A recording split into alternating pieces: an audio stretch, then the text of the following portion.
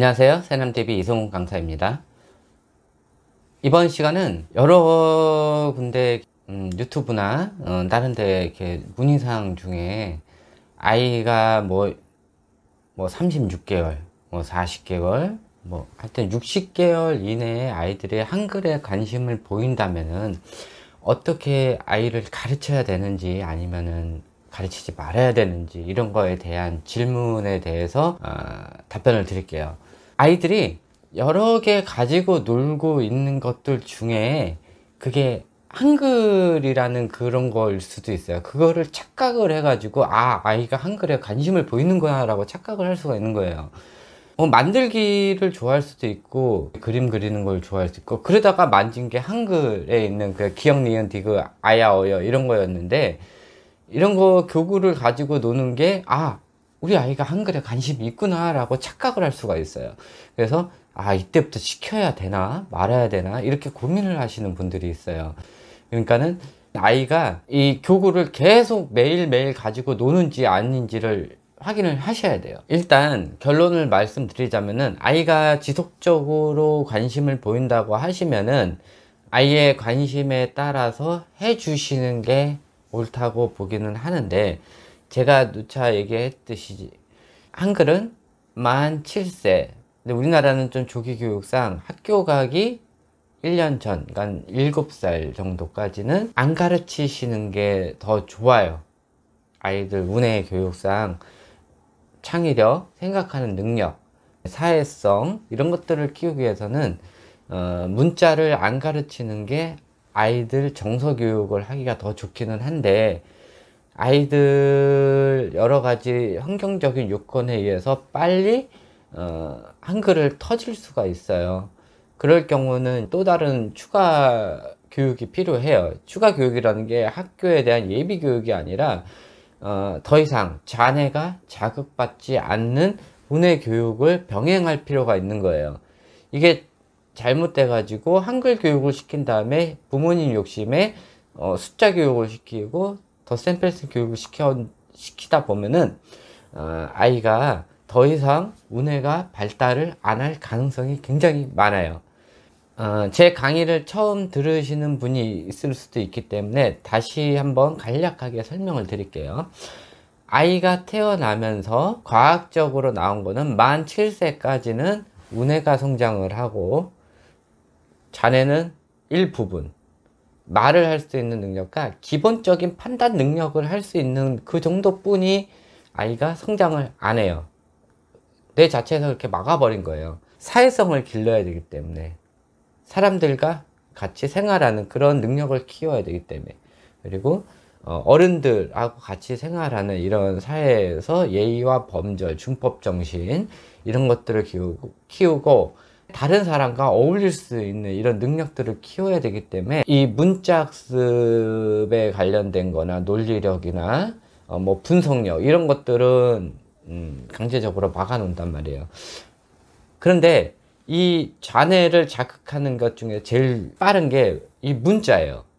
이 문자에 대한 자극이 자뇌가 자극을 하게 되면서 자뇌에 있는 다른 부분을 노크를 하게 되는 거예요. 이 지속적인 자극이 오게 되면은 자뇌가 운해가 발달하는 것에 영향을 끼쳐 가지고 자뇌가 슬슬 움직이기 시작을 해요. 그러니까 7살까지는 못 움직이게 더 이상 발달을 못하게 막아놨는데, 이 문자 자극에 의해 가지고 자뇌가 오픈이 되기 시작을 해요. 근데 이게 위험한 게 뭐냐면은, 이 영재 교육 같은 경우를 병행하지 않으면은 이 자뇌가 성장을 해버리면 운해가 줄어들어요. 근데 일반 가정에서 영재 교육을 할 수가 없어요. 그렇기 때문에 이 문자 교육을 시킨다는 것은 굉장한 세심한 주의가 필요해요. 그럼에도 불구하고 아이가 한글에 관심이 있다 그러시면은 아이가 관심이 있는 거에 따라서 해 주셔야 되는 게 원래 맞는 거예요. 근데 원인이 있어요. 아이가 문자에 대해서 관심이 있다는 거는 여러 가지 원인이 있는데, 집안 자체에서 교육열이 너무 대단한 거예요. 집에 들어가면 너무 깔끔하고 깨끗하고 아이가 놀 수 있는 놀이기구가 없고, 부모님 자체도 아이가 어지럽히는 걸 싫어해요. 그러면 아이가 뭔가 뭘 만지면 바로바로 치우는 거예요. 그러다 보면 아이가 놀고 싶은데 자기가 놀 수 있는 게 없으니까 그 다음에 놀 수 있는 것들이 글씨에 관련된 것뿐이 주위에 없는 거예요. 그러면 아이가 할 수 없이 아, 내가 놀 수 있는 거는 이것뿐이 없구나 라고 해가지고 그거에 대해서 관심을 보이는 거예요. 그러니까 다른 거에 관심 가질 게 없으니까는 그거에 관심을 보이는데 아, 이때다 싶어가지고 아이한테 뭐 교육을 시켜야 되나 이런 거에 대해서 또 고민을 하는 게 그거밖에 놀 게 없는데 그거를 더 많이 노출을 시켜주는데 장난감이나 아니면은 다른 것들보다는 이 학습에 관련된 거, 문자 학습에 관련된 거 이런 게 더 많이 노출이 되니까는 아이가 그거에 대해서 관심을 보이는 거예요. 그리고 두 번째는 그럼에도 불구하고 그거를 안 하는 아이들은 운해 타입일 가능성이 굉장히 많아요. 그런데 글씨에 관심을 보인다는 거는 잔해 타입 아이들일 가능성이 굉장히 많아요. 이 잔해 타입 아이들이 일찍 글씨에 관심을 갖고 글씨를 배우다 보면은 생각하는 능력이 거의 없어질 가능성이 굉장히 많아요. 그래서 뭐 5세 전에 한글을 뗐다고 좋아할 건 아니에요. 5세 전에 한글을 띈 아이들은 거의 다 보면은 잔해 타입 아이들 가능성이 굉장히 많고 생각하는 힘이 한글을 떼는 순간 점점 떨어져요. 발달을 하는 게 아니라 떨어지고 이 아이들 같은 경우는 학교 교육을 하는 데는 좀 무난하고 그럴 수는 있지만은 일찍 문자 교육을 시켜버리면은 좀 고지식한 원리 원칙주의자 이런 식으로 자랄 가능성이 굉장히 많아요. 그렇기 때문에 아이들이 문자에 관련된 거 이런 거에 대한 잔해 자극보다는 5세 이전에는 다른 거 만들기나 그리기나 아니면은 부모님과의 같이 애착관계 이런 것들을 유지를 하면서 문자에 관심을 안 보이게 해주시는 게 더 좋은 거예요. 하지만 부모 마음은 또 그러지 않죠. 이게 아이를 가르치고 싶은 그 욕망에 아이를 가르치기는 하는데 그게 마이너스인 역효과가 나올 가능성이 굉장히 많아요. 1000에 1 정도 확률로 성공을 하고 나머지는 많이 학습장애가 오니까 그런 것들을 주의를 하셔야 되고 아이가 한글을 일찍 뗐을 때는 그와 더불어 병행학습을 시켜야 되는데 이 병행학습이 학교 예비교육이 아니라 창의력 학습이에요. 그래서 아이가 글씨를 읽다 보면은 나중에는 글씨의 의미를 파악을 하는 게 아니라 글씨 자체를 읽게 돼요. 글씨 자체를 읽으면은 뭔 뜻인지 몰라요. 여러분이 영어를 배운다고 해가지고 알파벳을 배웠단 말이에요. 근데 처음 보는 단어들이 있는 그런 문장을 읽어요. 읽기는 읽는데 나중에는 이렇게 뭔 뜻인지 모르는 거예요. 그거랑 아이랑 마찬가지예요. 아이는 가나다라부터 해가지고 여러 가지 문장에 나온 거를 단어를 읽기는 읽는데 이게 뭔 뜻인지 나중에 몰라버려. 그러다 보면은 나중에 한글에 대한 흥미를 빨리 잃을 수가 있어요. 그렇기 때문에 빨리 한글을 읽는다는 것은 한글에 대한 흥미도를 빨리 소추시키는 그런 역할도 할 수가 있기 때문에 아이가 빨리 한글을 읽는 것은 굳이 좋다고 볼 수는 없어요. 그리고 또 문제가 뭐냐면은 유튜브에서 이게 강의하시는 분들 중에 한글에 대해서 강의하시는 분들이 여러 분들이 있는데 대부분 보면은 한글을 일찍 가르치는 거에 대해서 이렇게 호응하시는 분들, 이런 분들은 자기 아들, 딸이 일찍 한글을 깨친 거예요. 그거를 자랑하기 위해서 하시는 분들이 굉장히 많아요. 자기 아들, 딸들이 그거를 못했는데 지금 5살, 뭐 4살 이런데 못 뛰었어. 그러면은 이런 강의 안 해요. 근데 자기 아들이 뭐 3살이나 뭐 4살 이랬는데 한글을 땄다. 그러면은 자기 아들, 딸을 자랑하기 위해서 자기 아들, 딸 하는 장면을 보여주면서 이렇게 또 이렇게 자랑 삼아 하시는 분들이 있어요. 그러면은 내 아들, 딸도 요 나이 때인데 시켜야 되나? 이렇게 착각을 하시는 분들도 있어요. 이게 굉장히 위험한 거예요. 아이들마다 성격이 다 틀리고 뇌 구조가 다 틀리고 뇌 방식도 다 틀리고 성격 같은 것도 다 틀리고 학습 방식, 지능 이런 것들 다 틀린데 이거를 옆집 애랑 같이 할 필요는 없는 거예요. 아이가 관심을 가지면 해주는 거는 맞는 거예요.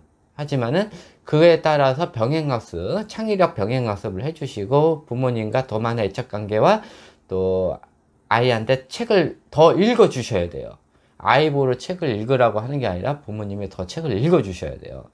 그리고 또 학습지나 아니면 교육 관련돼서 또 자기네 학습에 관련된 거를 광고를 하기 위해서 과장 광고로 일찍 한글을 깨치는 법 이런 거에서 해준단 말이에요. 이게 굉장히 나쁜 거란 말이에요.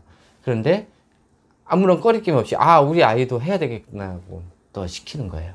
굉장히 위험한 거고, 또 대부분 보면은 옆집에 잘하는 아이의 엄마가 또 롤 모델인 거예요. 그래서 우리 아이가 못한다 그러면 옆집 엄마한테 물어보는 거예요. 이것도 굉장히 위험한 거고, 또 이런 교육에 관련돼서는 절대 맘카페 이런 데서 물어보지 마세요. 그 대답하시는 부모님들 보시면은 그 아이가 기껏해야 뭐 초등학교 3학년 이하란 말이에요. 이 아이가 이렇게 해서 제대로 컸는지는 고등학교가 넘어야 아는데, 이제 뭐 몇 살 되지도 않는 이런 엄마들이 대답한 것들을 듣고 우리 아이도 이렇게 시켜야 되겠구나. 6살인데 땡깡을 많이 부려요. 어떻게 해야 될까요? 우리 아이는 이렇게 했어요. 그랬더니 멀쩡해졌어요. 대부분 보면 훈육이에요. 그런 거에 대해서 그대로 하면은 우리 아이가 더 망가질 수가 있는 거예요. 이 훈육이라는 것은 아이가 잘못했을 때 훈육을 해야지, 부모가 잘못된 행동으로 아이가 그렇게 나왔을 때 아이를 훈육한다 그러면 아이랑 부모랑 사이는 더 멀어져 버리는 거예요. 그러니까 아이가 나이가 먹었는데도 이상한 행동을 보인다 그러면은 대부분 보면은 부모님의 행실이 잘못된 경우가 굉장히 많아요. 그럴 때는 제가 이런 식으로 행동을 했는데 우리 아이가 이렇게 행동을 했어요. 제가 어떻게 고쳐야 되죠? 이게 원래 정상적인 질문인 거예요. 아이가 컸는데 잘못된 행동을 보인다? 이거는 100% 부모의 잘못이에요. 부모가 그런 식으로 행식을 보였기 때문에 아이가 그에 반해서 아니면 그거에 따라서 행동을 한 것일 수도 있어요. 그래서 잘못된 애착관계나 잘못된 교육으로 인해 아이가 잘못 크는 것이지, 아이가 스스로 잘못된 길로 가는 경우는 거의 드물어요. 다 부모나 아니면은 보육자가 그런 행실을 보였기 때문에, 또는 그 가족 안에 한 구성원이 그런 잘못된 행동을 보이면은 아이는 그 잘못된 사람 행동을 따라가게 돼 있어요. 그러니까는 아이가 잘못된 행동이나 이런 걸 보였을 때는 집안에 있는 누군가가 아이가 보는 앞에서 잘못된 행실을 하나, 이런 것들을 잘 보시는 게 좋아요. 그래서 아이가 한글을 일찍 관심을 보였다 하는 것에 대한 질문을 하시는 분들은 집안 환경을 잘 보세요.